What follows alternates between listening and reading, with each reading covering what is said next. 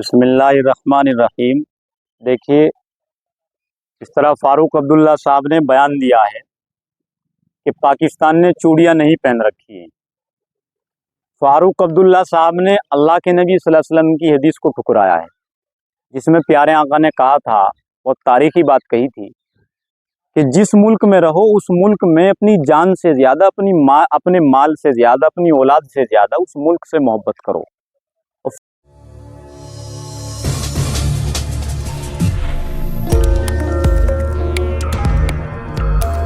पाकिस्तान ने भी चूड़ियां नहीं पहनी।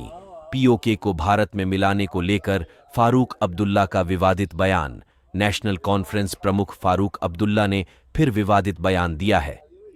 पीओके को भारत में मिलाने से जुड़े केंद्रीय रक्षा मंत्री राजनाथ सिंह के बयान पर मीडिया के सवालों का जवाब देते हुए फारूक अब्दुल्ला ने कहा है कि पाकिस्तान ने भी चूड़ियां नहीं पहनी, उनके पास भी एटम बम है। जमीयत हिमायतुल इस्लाम के राष्ट्रीय अध्यक्ष मौलाना कारी अबरार जमाल ने जम्मू कश्मीर के पूर्व मुख्यमंत्री फारूक अब्दुल्ला के इस बयान पर जमकर निशाना साधा है। आइए साथ ही सुनते हैं सहारनपुर जमीयत हिमायतुल इस्लाम के अध्यक्ष कारी अबरार जमाल ने फारूक अब्दुल्ला के बयान पर क्या कहा। जी कारी साहब, बताएं आज इस तरह की बयानबाजी हो रही है। बिस्मिल्लाहिर्रहमानिर्रहीम। देखिए, इस तरह फारूक अब्दुल्ला साहब ने बयान दिया है कि पाकिस्तान ने चूड़ियां नहीं पहन रखी हैं।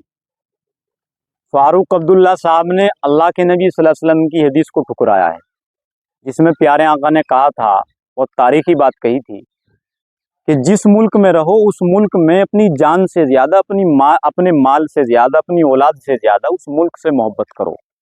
और फारूक अब्दुल्ला साहब भारत में रह कर के, भारत का खा करके, भारत की हवाएं इस्तेमाल कर रहे हैं, भारत का खाना इस्तेमाल कर रहे हैं, लेकिन गुन गा रहे हैं पाकिस्तान का।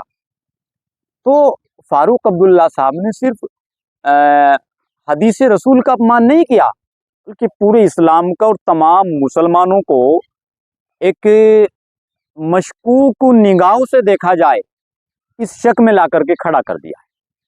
जाहिर है, इससे साफ साफ तौर पर देखा जा सकता है कि फारूक अब्दुल्ला साहब के बयान के बाद कांग्रेस ने फारूक साहब को अपने गठबंधन से अलहदा नहीं किया। इसका मतलब ये है कि कांग्रेस की सोच और फारूक की सोच अलग नहीं है। और जब कांग्रेस की सोच पाकिस्तान को बढ़ावा देने वाली सोच है, तो जाहिर है आप समझ सकते हैं कि अगर कांग्रेस सत्ता में आएगी तो फिर सीधे सीधे पाकिस्तान का विकास होगा, सीधे सीधे आतंकवाद को दिया जाएगा, सीधे सीधे देशद्रोही को बढ़ावा दिया जाएगा।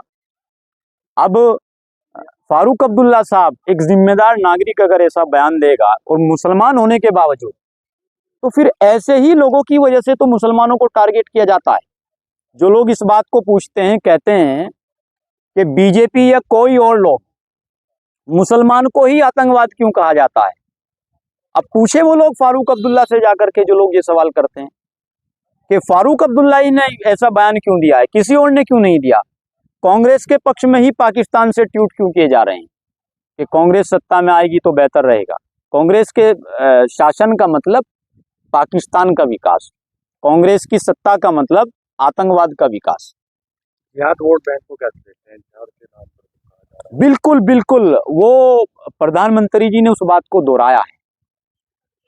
अब आम मुसलमान समझ रहा है कि प्रधानमंत्री जी ने तमाम मुसलमान लोगों को घुसपैठिया कहा है।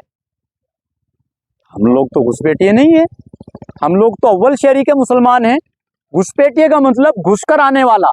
हम घुसकर नहीं आए, हम तो इसी मुल्क में पैदा हुए, इसी मुल्क में मर जाएंगे। हम कब्र पे मिट्टी डालते वक्त कहते हैं मिन्हा खलकनाकुम, हम इसी मिट्टी से पैदा हुए। वो फिया नुईदुकुम, इसी मिट्टी में दफनाए जा रहे हैं। वो मिन्हा नुईदुकुम तारतन उखरा, और इसी मिट्टी से उठा लिए जाएंगे। प्रधानमंत्री जी ने बहुत अच्छी बात कही है। ये हमारा भारत मेहमान नवाजी का दस्तरखान नहीं है कि कोई भी आए घुस जाए और आकर के रहे। बिल्कुल घुसपैठियों को जगह नहीं मिलनी चाहिए। देश का अंग और देश का अनाज, देश का राशन देश के लोगों के लिए होना चाहिए। देश के संसाधनों पर देश के लोगों का हक होना चाहिए। ये जो आप भाजपा के लिए प्रचार कर रहे हैं, फिरोजाबाद में आप रहे हैं और जगह लोग आपको बहुत ट्रोल कर रहे हैं। देखिए, मैं भाजपा के लिए बिल्कुल प्रचार नहीं कर रहा हूँ। मैं भाजपा के साथ तो बैठ रहे हैं मैं भाजपा का सदस्य नहीं हूँ और मैं राष्ट्र के लिए वोट की अपील कर रहा हूँ। और ये मैं जब कर रहा हूँ जब इस तरह के बयान सामने आ रहे हैं। आप अंदाजा लगाइए, अगर कांग्रेस सत्ता में आएगी तो पाकिस्तान मजबूत होगा। अब आप देख लीजिए, आप दुश्मन देश को मजबूत करना चाहते हैं या अपने देश की तरक्की चाहते हैं? सीधे सीधे से सवाल है। तो एक आम आदमी भी, सड़क पे चलता फिरने वाला आदमी भी इस बात को समझ सकता है। वक्त आ गया है भारत को विकसित भारत बनाने का। आज देश तरक्की की तरफ बढ़ रहा है। 2014 में आप अंदाजा लगाएंगे कुल 74 एयरपोर्ट पूरे भारत के अंदर थे, आज 150 एयरपोर्ट भारत के अंदर हैं। 2014 में कुल 7 एम्स भारत के अंदर थे, आज 22 एम्स भारत के अंदर हैं। 2014 में कुल 96,000 किलोमीटर वर्ग का हाईवे देश के अंदर था, आज कितना है? 1.5 लाख किलोमीटर। तो सोचिए आप किस तरह का विकास भारत के अंदर हुआ है। और फिर से अगर ये लोग सत्ता में आएंगे, फिर से जो है भारत की तरक्की में रोक आएगी।